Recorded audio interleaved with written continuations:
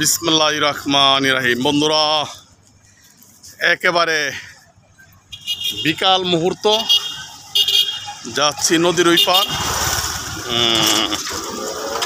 কী করবো, মশলা ভাঙাবো।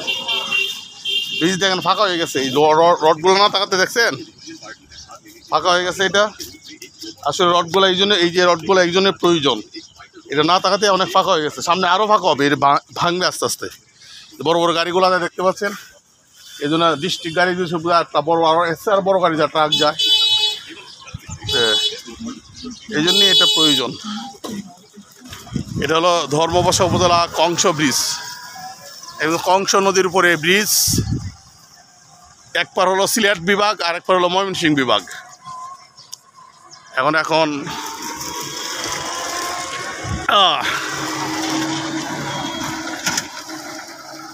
সুন্দর মুহূর্ত, সুন্দর প্রকৃতি, সুন্দর দেশ, তাই তোমাদের বাংলাদেশ। দেখতে পাচ্ছেন নদীমাতৃক দেশ। এই যে লঞ্চ, এই লঞ্চে করে আমাদের সুনামগঞ্জ যেতে হয়। আমাদের যাত্রাটা বেশি শুভতর নয়, শুভ হয় না, কারণ 7 থেকে 8 ঘন্টা লাগে এই লঞ্চে গেলে। আপার লেভেলে ভাড়া নেয় হয়তো 450 টাকা, নিচে নেয় হয়তো 200 টাকা, এরকম 150 বা 200 টাকা নেয়।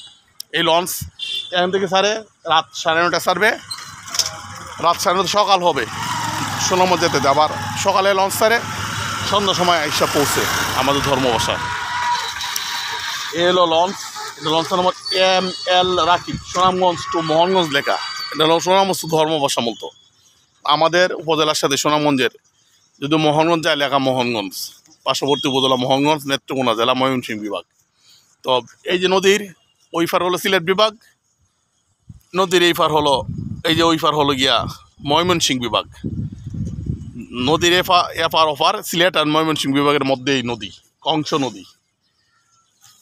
1000 বছর ইতিহাস এই নদী বহন করে চলেছে, শত শত বছর ধরে এভাবেই চলেছে। নদী এখন খনন করাতে নদী আর শুকায় না। শীতকালে নৌকা চলে, বিভিন্ন ধরনের নৌকাটা যেমন বর্ষায় চলে, বিভিন্ন ধরনের নৌকা।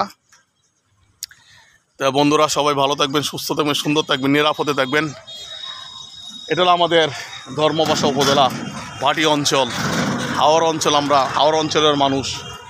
নদীমাতৃক দেশ বাংলাদেশ, হাওড় এলাকার দেশ আমাদের সুনামগঞ্জ। হাওড়ে ঘুরতে চান তাহলে আমাদের সুনামগঞ্জ আসতে হবে আপনাদের। নেত্রকোনা বা কিশোরগঞ্জ, এটা হাওড় অঞ্চল, ব্রাহ্মণবাড়িয়া, হবিগঞ্জ। সুন্দর প্রকৃতি, সুন্দর দেশ, তাই তোমাদের বাংলাদেশ। তা চিরসবুজ প্রকৃতিকে আমরা ভালোবাসি, প্রকৃতির সাথে আমরা থাকি।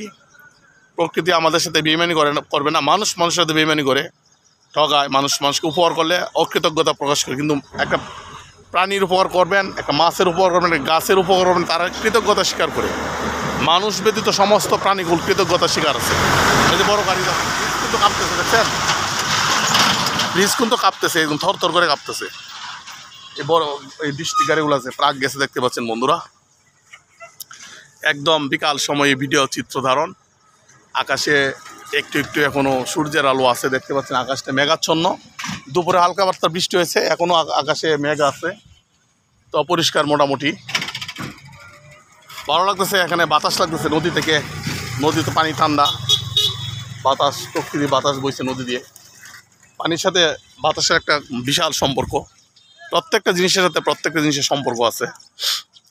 আমরা যে যত ধরনের মাছ খাই, মাছ আবার একটা মাছ আরেকটাকে খেয়ে, বিভিন্ন ধরনের শাক সবজি, বিভিন্ন নদীর পাড়ে, সাগরের পাড়ে বিভিন্ন ধরনের শৈবাল, বিভিন্ন ধরনের প্রাণী খেয়ে একটা আরেকটাকে খেয়ে বেঁচে আছে। আমরা মাছ, বিভিন্ন শাক সবজি খেয়ে আমরা বেঁচে থাকতে হয়, ফল ফ্রুট, তরুলতা।